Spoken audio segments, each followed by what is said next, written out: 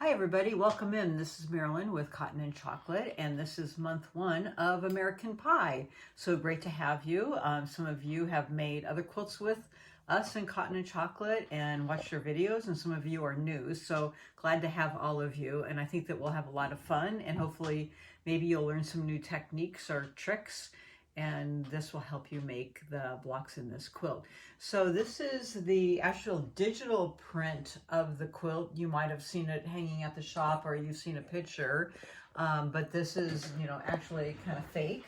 It's, like I said, a digital print, but we have it folded so that you can see every month you're going to be making 2 blocks. They're the same layout, they're just different colorway. Yeah, so you'll be nice and busy. So these are, if you look at the photograph, they're in opposite sides of the quilt. So it's here and here. So we kind of have it folded that way, so that you can see the layout. A blue star and a red star, but then surrounding with the red or blue parallelograms. So just to get started, some of you are getting, I think, a block of the month cut, and then some of you have gotten an entire kit, but it will show you the cutting. The cutting is the same for each. Now, with your kit, or possibly email, I'm not sure how Jerry's going to send it out, but definitely you'll get it with your kit, unless you've already picked up if some of you have already got your kit, and this will get emailed to you. But I have made changes, surprising, right? In the cutting, just to make it a little bit easier or more accurate. I always like to make things a little bit bigger and then cut them down. And then for the flying geese, I'm using the wing clipper.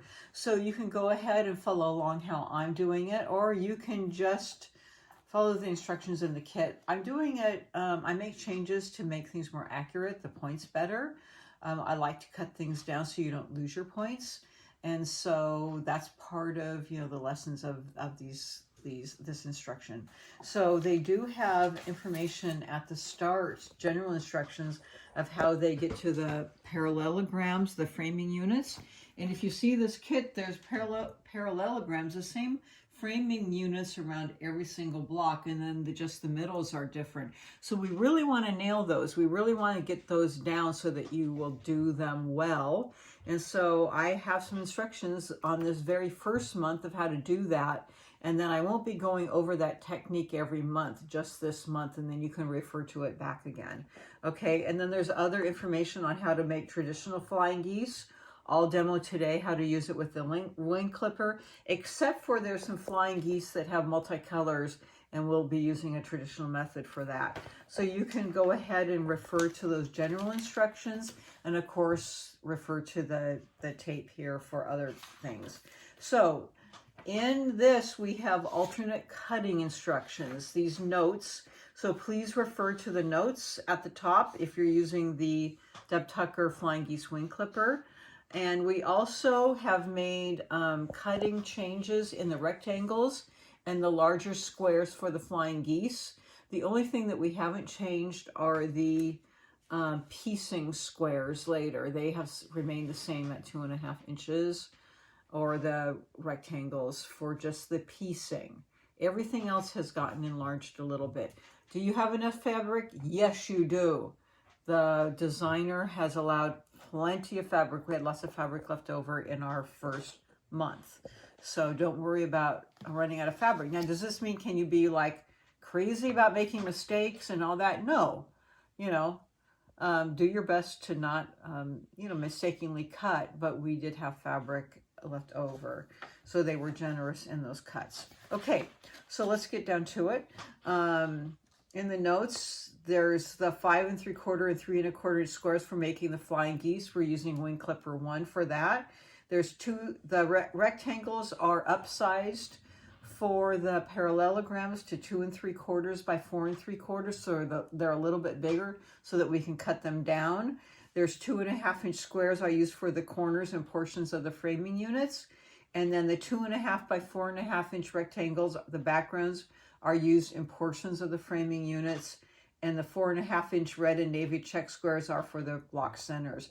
Do you have to write this down? No, I'm just going through it, but you'll get a copy of all this. And then there's cutting for the background, the small gray check fabric, the large gray, the large red, and small navy dot and red dot fabric. And I'm not going to go through all the cutting. It's a lot of cutting, but you'll be able to read through it.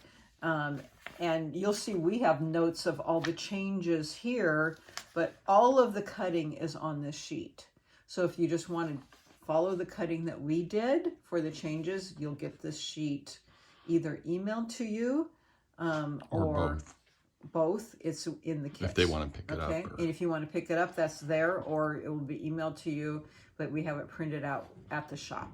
We have not done the future months. Okay, we have not done the future months. This is only for month 1. So if you want to skip ahead, we haven't figured it out yet because we're just doing month 1 right now. So this is one of the blocks that I have laid out. So you can see this in front of me. And then I will be demoing on the second block, but you can see in real time, not a digital print, of what it looks like. So I know, so different, right? But I'm going to be demoing a little bit on how we piece some of these points so that they turn out really nice. Okay, so I'm going to be making this video in 3 little parts that you can interchange. First, I'm doing the wing clipper with the flying geese here, then the parallelograms, and then we actually have flying geese in multicolor on the outsides of these pieces. So we have 3 different distinct techniques that I'll be demoing in this video. So we're going to jump right into the wing clipper and flying geese. First off, we'll see you there.